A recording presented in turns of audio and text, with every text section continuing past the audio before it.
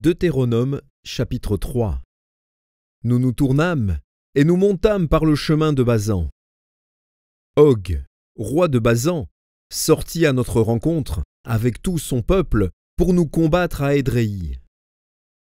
L'Éternel me dit : Ne le crains point, car je le livre entre tes mains, lui et tout son peuple et son pays. Tu le traiteras comme tu as traité Sihon, roi des Amoréens, qui habitait à Hesbon. Et l'Éternel, notre Dieu, livra encore entre nos mains Og, roi de Basan, avec tout son peuple. Nous le battîmes, sans laisser échapper aucun de ses gens. Nous prîmes alors toutes ces villes, et il n'y en eut pas une qui tomba en notre pouvoir. 60 villes, toute la contrée d'Argob, le royaume d'Og en Basan. Toutes ces villes étaient fortifiées, avec de hautes murailles, des portes et des barres. Il y avait aussi des villes sans murailles en très grand nombre. Nous les dévouâmes par interdit, comme nous l'avions fait à Sihon, roi de Hesbon. Nous dévouâmes toutes les villes par interdit, hommes, femmes et petits-enfants. Mais nous pillâmes pour nous tout le bétail et le butin des villes. C'est ainsi que, dans ce temps-là, nous conquîmes sur les 2 rois des Amoréens le pays de l'autre côté du Jourdain, depuis le torrent de l'Arnon jusqu'à la montagne de l'Hermon. Ouvrons la parenthèse, les Sidoniens donnent à l'Hermon le nom de Sirion, et les Amoréens celui de Senir. Fermons la parenthèse. Toutes les villes de la plaine, tout Galaad et tout Basan jusqu'à Salca et Édréi, villes du royaume d'Og en Basan. Og, roi de Basan, était resté seul de la race des Réphaïm. Voici son lit, un lit de fer, n'est-il pas à Rabat, ville des enfants d'Ammon? Sa longueur est de 9 coudées, et sa largeur de 4 coudées, en coudées d'homme. Nous prîmes alors possession de ce pays. Je donnai aux Rubénites et aux Gadites le territoire à partir d'Aroër sur le torrent de l'Arnon et la moitié de la montagne de Galaad avec ses villes. Je donnai à la moitié de la tribu de Manassé le reste de Galaad et tout le royaume d'Og en Basan. Toute la contrée d'Argob, avec tout Basan, c'est ce qu'on appelait le pays des Réphaïm. Jaïr, fils de Manassé, prit toute la contrée d'Argob jusqu'à la frontière des Guéshuriens et des Maacathiens, et il donna son nom au bourg de Basan, appelé encore aujourd'hui bourg de Jaïr. Je donnai Galaad à Makir.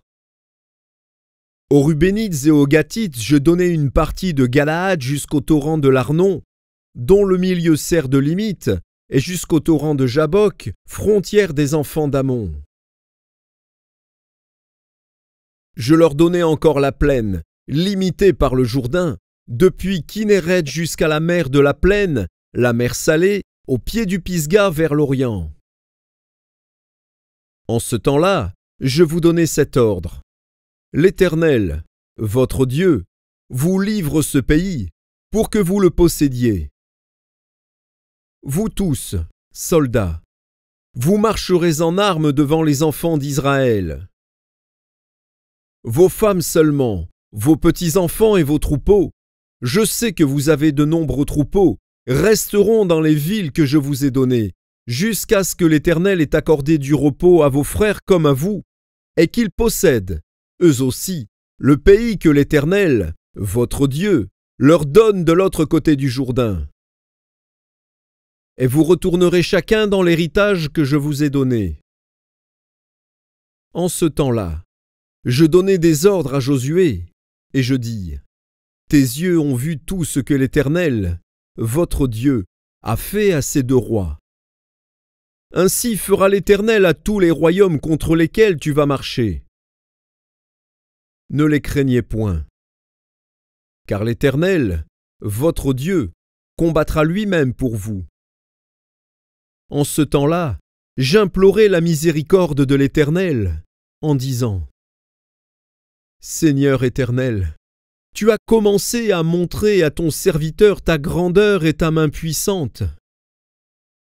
Car quel Dieu y a-t-il, au ciel et sur la terre, qui puisse imiter tes œuvres et tes hauts faits? Laisse-moi passer, je te prie. Laisse-moi voir ce bon pays de l'autre côté du Jourdain, ces belles montagnes et le Liban. Mais l'Éternel s'irrita contre moi à cause de vous, et il ne m'écouta point. L'Éternel me dit: c'est assez, ne me parle plus de cette affaire.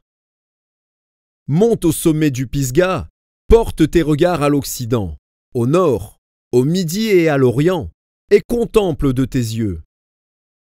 Car tu ne passeras pas ce Jourdain. Donne des ordres à Josué, fortifie-le et affermis-le.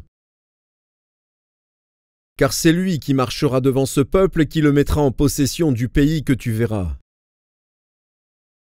Nous demeurâmes dans la vallée, vis-à-vis de Beth-péor.